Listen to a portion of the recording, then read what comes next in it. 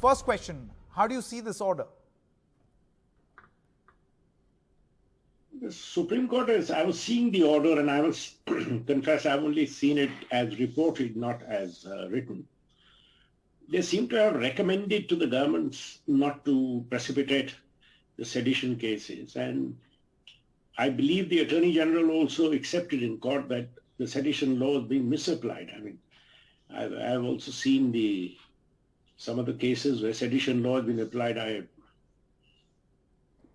strongly feel that, speaking for myself, I've always been a critic of the sedition law. I feel two things which have no place in our law and which need to be done away. Sedition has to be brought down to a call to arms, and the defamation law should go. Criminal defamation. Defamation has to be civil. So, but that's one point of view. The other point of view is that today, and I see the force of what the solicitor is saying, that today many times sedition gets bound up as one of the elements of terrorist cases. So that part has to be preserved, where it is a violent call to break up the integrity of India. So those are cases of sedition.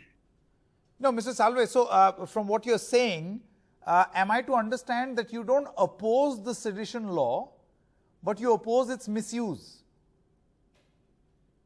As we say, it's a call to arms. If you we have cases where the call to arms is to oppose the very idea of India. Those cases normally are cases where people are of an extreme ideology and given to violence.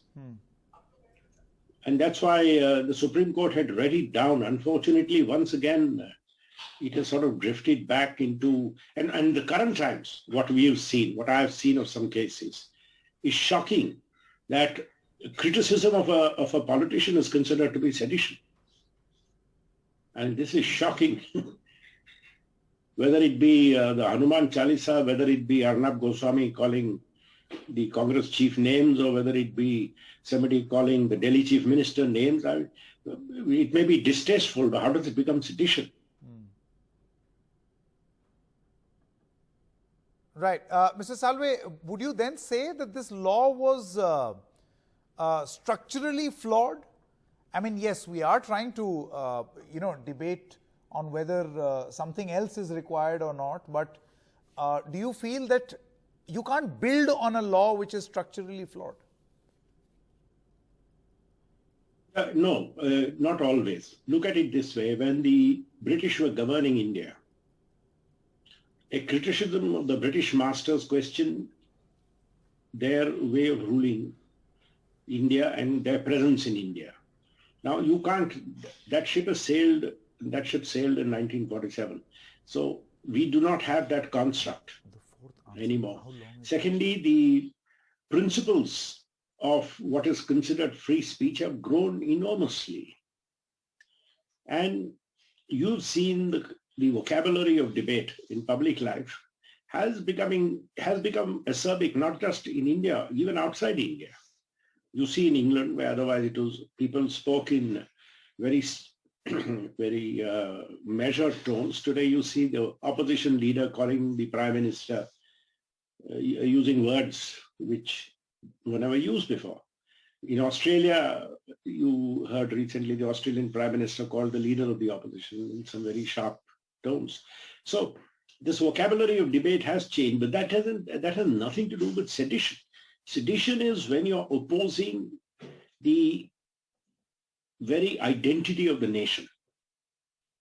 And it has only relevance today because we do face a threat of existence. Correct. Or a challenge to our existence from radical forces. So if it is kept as what is called a call to arms, if somebody is trying to round up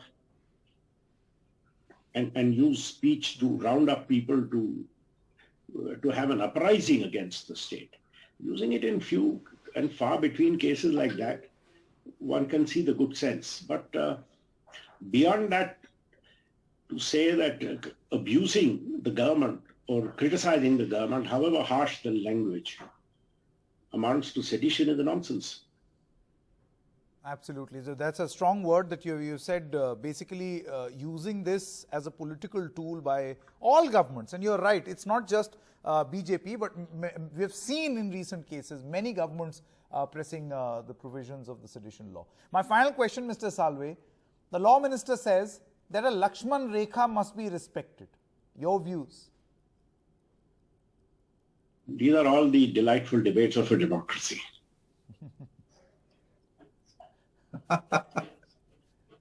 Short and crisp. The Lakshman Rekha is not cast in stone. It moves from time to time.